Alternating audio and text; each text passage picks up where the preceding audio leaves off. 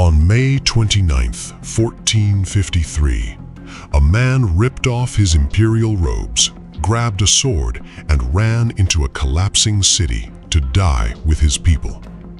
He was the last ruler of a civilization that had lasted over 1,000 years, and for nearly 5 centuries, the exact account of how he died, where he fell, what he said, was either lost, buried, or deliberately ignored, until historians started piecing it back together. What they found was more haunting than any legend.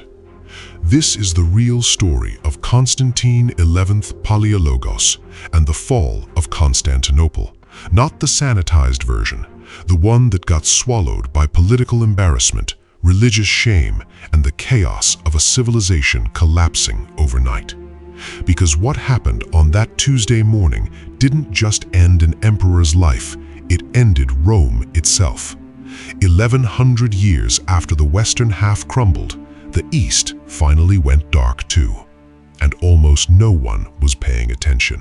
To understand 1453, you have to understand what Byzantium actually was by that point. This wasn't the glittering empire of Justinian. By the mid-1400s, the Byzantine Empire had shrunk to basically Constantinople and a handful of islands. The population of the city had dropped from nearly 500,000 people to somewhere around 50,000. Entire neighborhoods were farmland now. The grand hippodrome was silent. Constantine XI inherited a throne with no kingdom behind it. He was emperor of a capital city surrounded on 3 sides by an Ottoman Empire that had already swallowed everything else. He knew what was coming. He asked the West for help repeatedly, the Pope, Venice, Genoa. They sent almost nothing. But everything was about to change, because in April of 1453, Mehmed II arrived at the walls with 80,000 soldiers and the largest cannons the world had ever seen. For 53 days, the city held.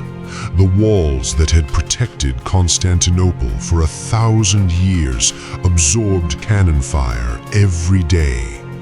Constantine organized the defense personally, walking the walls at night, rallying soldiers who hadn't been paid in months. Then, in the early hours of May 29th, the Ottomans found a small gate left unlocked, the Kirkeporter, a breach. Within minutes, it was over. What happened next is the part that wasn't written down cleanly. According to the accounts that do survive, fragmentary, second-hand, pieced together decades later, Constantine XI was offered a chance to flee. He refused. He reportedly said something along the lines of, "God forbid that I should live as an emperor without an empire."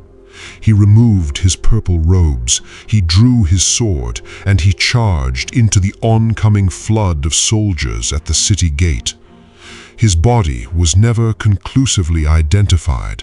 Mehmed II reportedly asked for it and couldn't confirm which corpse was the emperor's. Some say he was buried with honors. Some say he was never found at all. The fall of Constantinople sent shockwaves across Europe, but slowly. The printing press was barely invented, news traveled by ship. By the time the full story reached Western capitals, the political incentive to dwell on it was already fading. The Catholic Church had failed a Christian city. Venice and Genoa had failed their ally. Nobody wanted to write that story with any detail. So the specifics got quiet. For roughly 500 years, the final hours of the last Roman emperor existed more as myth than documented history. Here's what history books don't tell you. The silence wasn't accidental. Empires erase the stories that indict them. The fall of Rome's last chapter was inconvenient for the West, for the church, for anyone who claimed to be civilization's protector. Constantine XI died in the streets, alone, and the people who could have recorded it had every reason not to. That pattern, powerful institutions quietly burying their failures, didn't die with Byzantium. It just changed addresses. 3 things to take from this. 1. Empires don't fall in a day. They shrink slowly, then collapse fast. 2. The stories that get buried are usually the ones that matter most. 3. A leader who stays when he could leave tells you everything about what he believed in. History is full of stories like this that got buried. Subscribe so you don't miss the next one.